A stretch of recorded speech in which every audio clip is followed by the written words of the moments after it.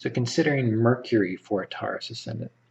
Mercury is a very important planet for Taurus because it rules the second and the fifth house. And combined, these become planets related to one's fortune, one's wealth, and one's responsibilities. But also, we need to see that we have Taurus as the fixed second sign of the zodiac, which deals with wealth and responsibilities. We've already seen that Venus, the lord of that sign, is exalted in the 11th, another house dealing with gains, another house dealing with luxuries and income, being well recognized, and so on. And now we have Mercury, which can be a planet related to commerce, ruling the second house. And that tells us that managing one's wealth and responsibilities, again, are of paramount importance to a Taurus ascendant when that Taurus ascendant is functioning, we might say, in its highest capacity. And again, as we go through this, hopefully what you're seeing, if you go back and watch some of the other videos on Aries ascendant and all the planets related to Aries, if you go forward and as we go and you watch all the planets related to all the other ascendants, what you're going to see is that once you have the full scope of how each planet rules each house, well, that's really what tells you why the ascendant is the way it is. Sure, Taurus is a fixed sign. Sure, Gemini is a dual sign and Aries is an active sign. That gives you insights, but it's the rulership of the planets from that ascendant that really contributes to the specific ideas that go into why we think of Taurus as the bull, or we use the symbol of the twins for Gemini, and so on. So this is where you start to get the in-depth information about why the ascendants are the way they are, essentially. So back to Mercury here. Mercury is the second and fifth lord. So what does this do? This is what makes the Taurus ascendant practical in regards to finances and managing their responsibilities.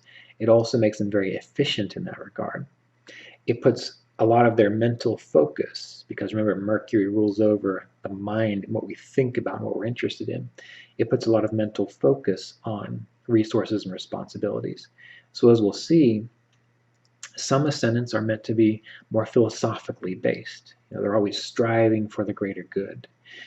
Some ascendants are meant to be like Taurus, more practically based. You could even start to, in a sense, if you will, think about them as different aspects of the caste system. Taurus has such a strong focus on second house things, and Mercury adds to it here. And since Taurus also rules over, not Taurus, Venus also rules over the sixth house for Taurus ascendant. This puts a lot of focus on artha, or wealth, accumulating wealth, that direction of accumulating wealth. So as we go through this, keep this in mind as well. So this gives a Taurus ascendant a knack for managing finances, for managing resources, for being resourceful, for being prepared. The motto for the Boy Scouts is be prepared. So a Taurus ascendant would probably be the ideal Boy Scout, because they're always going to be prepared. They're always going to intelligently know what to expect to prevent issues from arising. Since Mercury rules the second and the fifth house, it shows the Taurus ascendants' creativity with their speech. So Taurus ascendants can often be very good speech givers, or they can use their voice to communicate through music, through song. They're often very witty. They're often very good at poetry, lyricism, things of this nature. And they have a lot of fun with words. So whenever you meet a Taurus ascendant, it might take a little while to bring that Mercury out. But once you do, you will start to find an individual who has a great wit and a great sense of humor, generally speaking. They can communicate it well. Now, Mercury ruling over the second and the fifth also shows a strong need to be responsible for the wealth of one's children. So we discussed earlier with Venus ruling the first and the sixth, and Venus being debilitated in the fifth, that having too much over-identification with one's children can be bad for a Taurus ascendant. But taking care of one's children financially is very good. So when you know someone who has like a parent that is always providing resources for the child, maybe that parent has a strong Taurus energy related to their children. because Taurus ascendants will do very well if they focus on managing the wealth and resources of their children. With Mercury being exalted in the 5th house, this amplifies what we've just discussed here. So Mercury is exalted in the 5th house for a Taurus ascendant. And what does that do? Well, again, that takes that 2nd house energy, that 5th house energy, and it creates a radiant of Ashta. That's what an exalted planet is. It's radiant. So Taurus will really feel like they're shining if they're able to take care of their family and their children financially. But the other important thing about that is it just doesn't have to be one's own children. Taurus ascendants do very well if they become involved in some sort of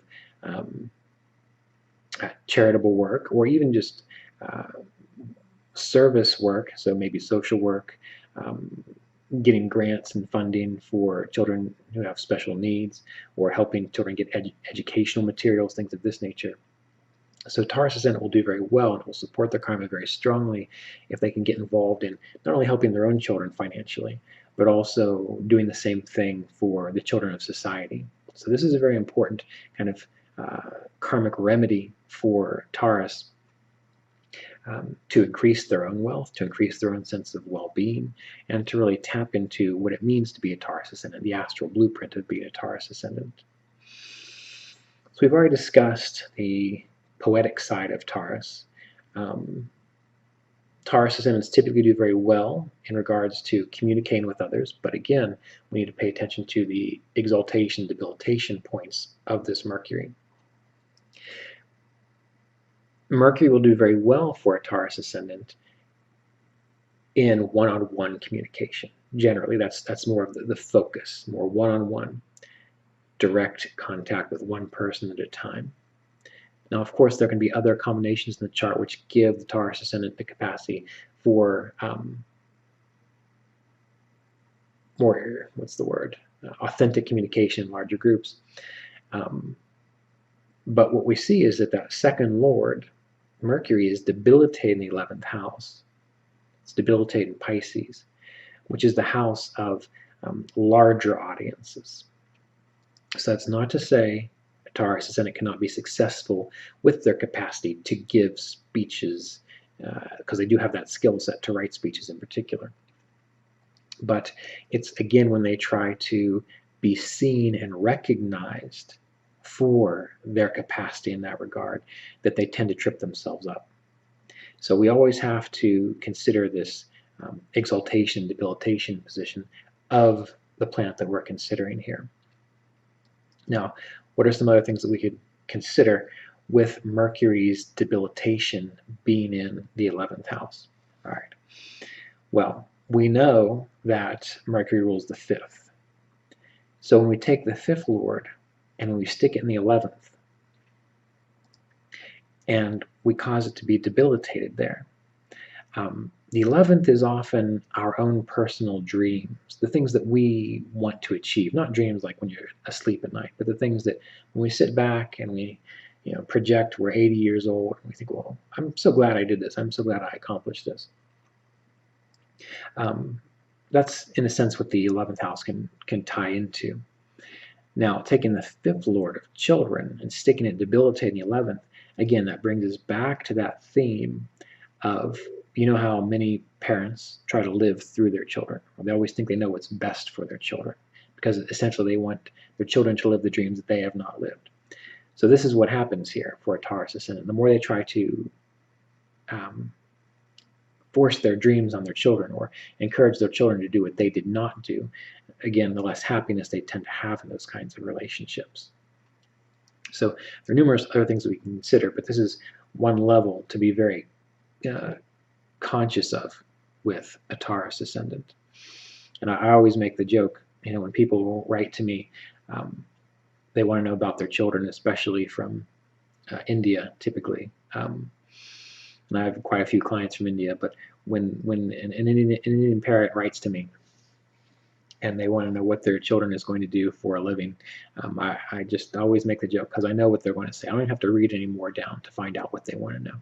They want to know, is their child going to be, an engineer, or a doctor, an engineer, computer science, and then the fourth one's a lawyer, right? Those are the four things that they always want to know. And whenever I see someone from a culture with that kind of thought process, and they're a Taurus ascendant, I have to spend a little bit of time kind of discussing how it may be that your child is not going to do these things because they have their own way, and they may end up being a high school teacher, which is perfectly lovely. They may end up being, some other type of profession in these four things. But the Taurus ascendants are always the one that's a little more difficult to get that through to, because they have a sense of what it means to be responsible. They have a sense of what it means to be dutiful to the family, which all makes perfect sense as we go through all the planets for Taurus. So it takes a little bit of finesse to kind of describe that each ascendant, each person is going to have a different path in life. And that's one of the things that oftentimes a Taurus ascendant has trouble with. They see a cultural identity, or they see a particular way of being in the world, a particular way to meet a responsibility.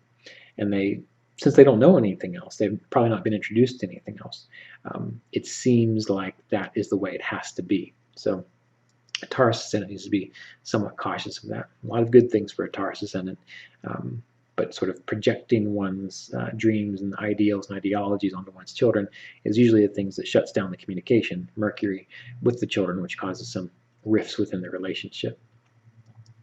But overall, Mercury typically works very well for Taurus because Mercury rules over the fifth house, which is a trine, and it rules over the second house, which is functionally neutral. It is considered to be a mark, a house, or a killer house, a house that causes some loss or destruction of whatever might be influencing. But we have to remember that those functionally neutral houses, such as the second, the eighth, and the 12th, often depend on the other houses the planet rules. So if it rules a trine, it tends to make that house better.